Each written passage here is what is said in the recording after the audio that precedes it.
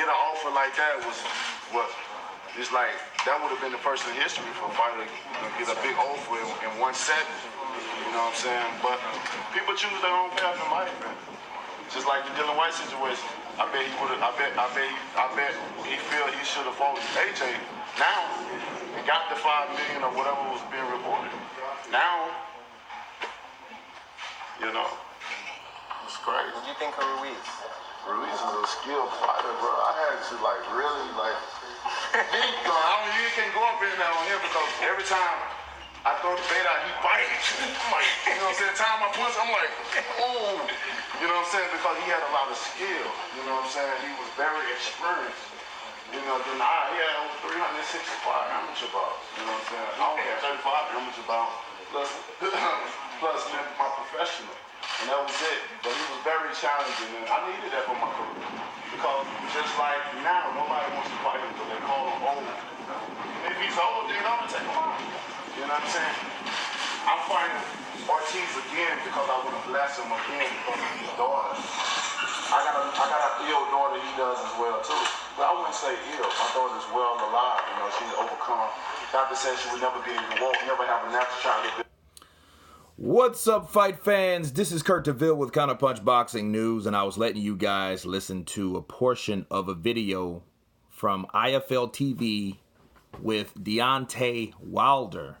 And Deontay Wilder was talking about, yet again, the $50 million offer. Now, I know for a lot of you guys, you know,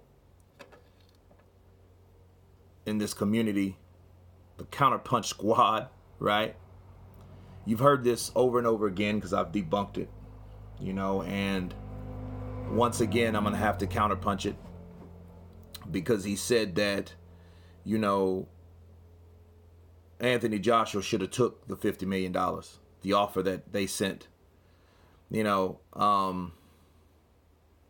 let me add more to this because I never said this. Why doesn't Deontay ever talk about the stipulations of the $50 million? Why does he talk to the public as though this $50 million was like a big, huge bag of money that they had set on Eddie Hearn's doorstep and said, hey, take it or leave it, right? You want to fight? Take it or leave it. That's it. You know, why isn't that ever, the case?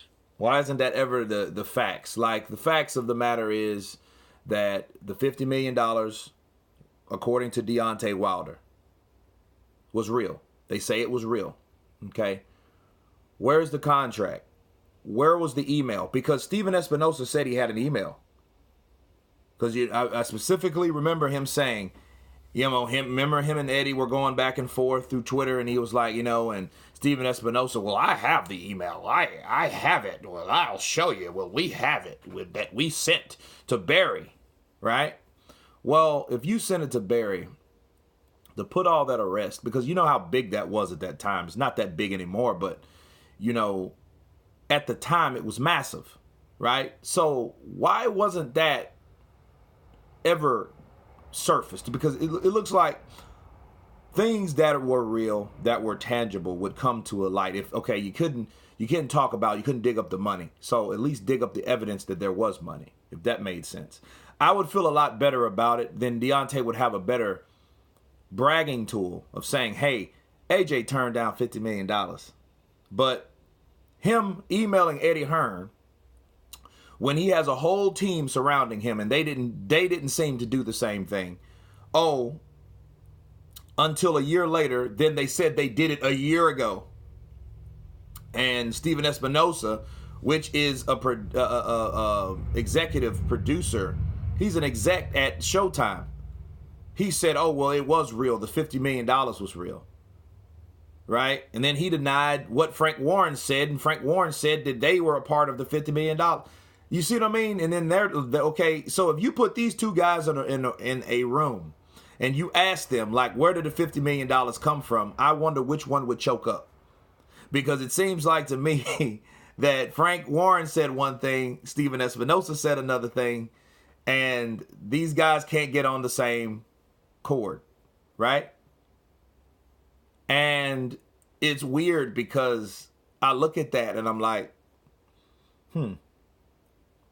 this guy saying it has nothing to do with BT Sports or any other promotional company.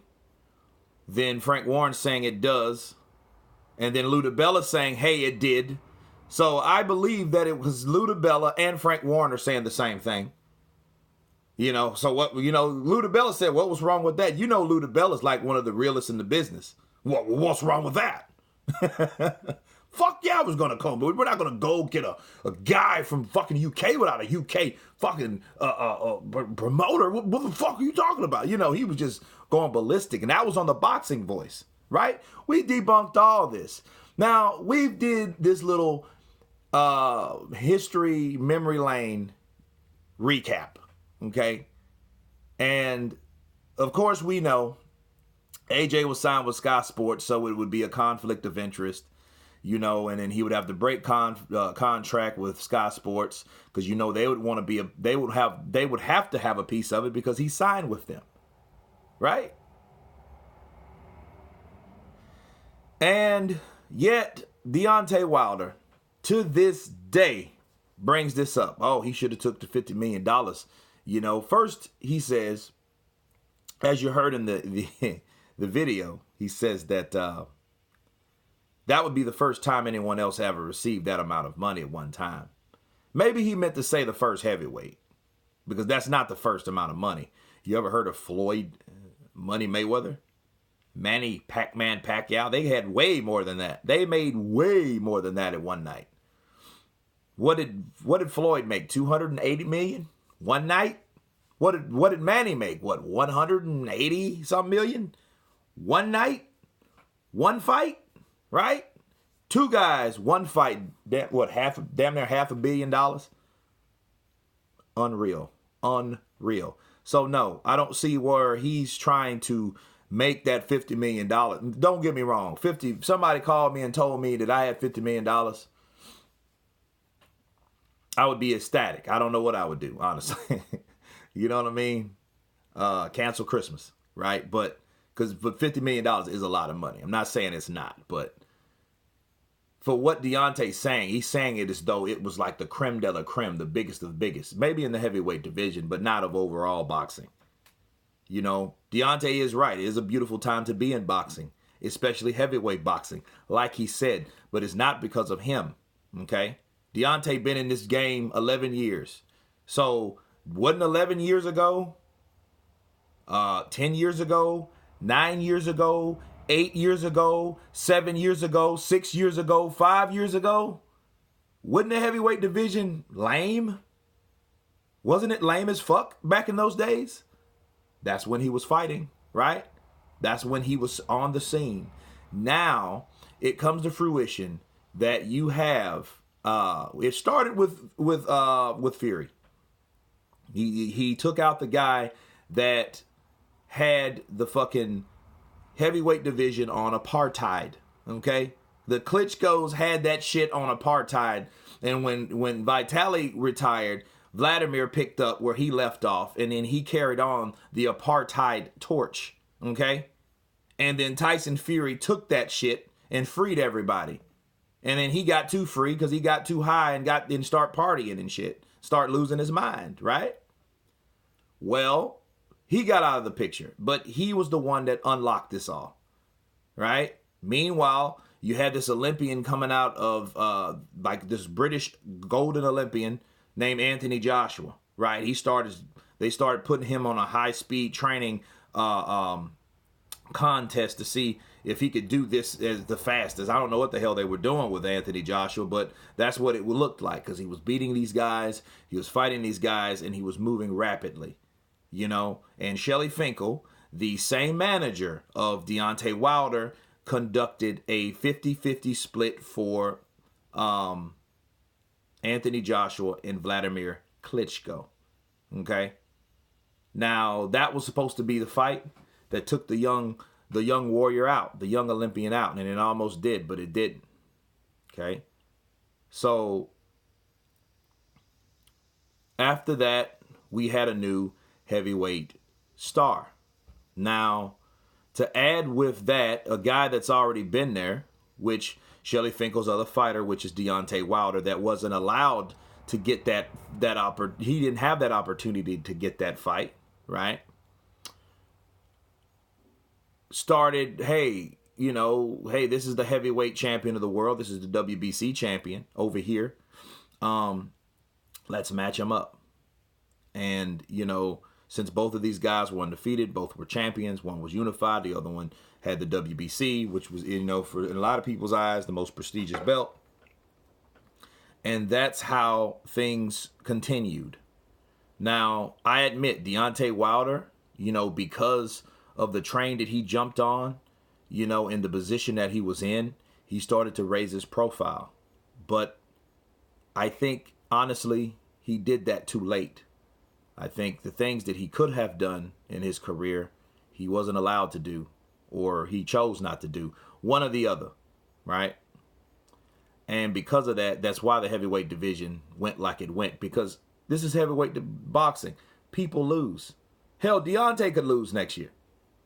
So for him to talk about this $50 million as though it's a, oh man, he should have took that $50 million.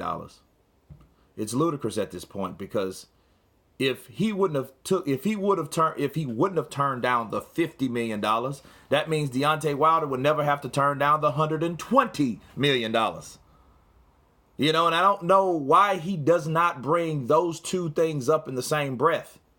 Why don't he bring up the $50 million and the $120 million all at the same breath? Because he knew, well, if he would have took the $50 million, dummy, you wouldn't have been offered $120. But no one wants to talk about the $120. And I'm really surprised that he's talking still about the $50 million. Now, I think this was honestly, despite the title of this video, I think it was actually geared towards Dillian Whyte. Because Dillian Whyte was... he was criticized, of course, saying, well, he wished he would have took that fight with Anthony Joshua now. Now he does, right? And, that's something that gives you something to think about. It does give you something to think about, because Dillian Whyte had that opportunity. And I did wonder why he didn't take that fight. He knew Anthony Joshua was going to fight April 13th along with everyone else. They knew that. So why the hell weren't you prepared for that? So that, I kind of side-eyed Dillian Whyte for that reason, okay? Because he knew when that date is. What do you think, you're going to fight Anthony Joshua later this year? You know what I mean? Right? And then they asked him about Ruiz, and he thought they were talking about Ortiz. I'm going to bless him, because he had he has a daughter like mine that's disabled. I'm like, wait, they asked you about Ruiz. They didn't fucking ask you about Ortiz. I listened to him. I'm like, well, wait a minute. You didn't fight Ruiz. He's like, every time I did this, he's so animated, man. You got to love him. But, I guess he misunderstood what they were asking him. He got Ruiz and Ortiz mixed up. It's kind of easy to do. Ortiz, Ruiz, Rivas, right? If you're not really inclined in, Espanol, you can't get those mixed up. And he thought they were talking about Ortiz, 365 amateur fight, and he had 35, and, and he fought me, and he needed that. I'm like, dude, he's talking about Ruiz. And it was funny. No one fucking corrected him. They just let him talk. But anyway, man, you guys tell me what you think Deontay Wilder meant about the $50 million offer. Does he have a point? You guys tell me. Of course, please subscribe. And you guys been counterpunched. Peace.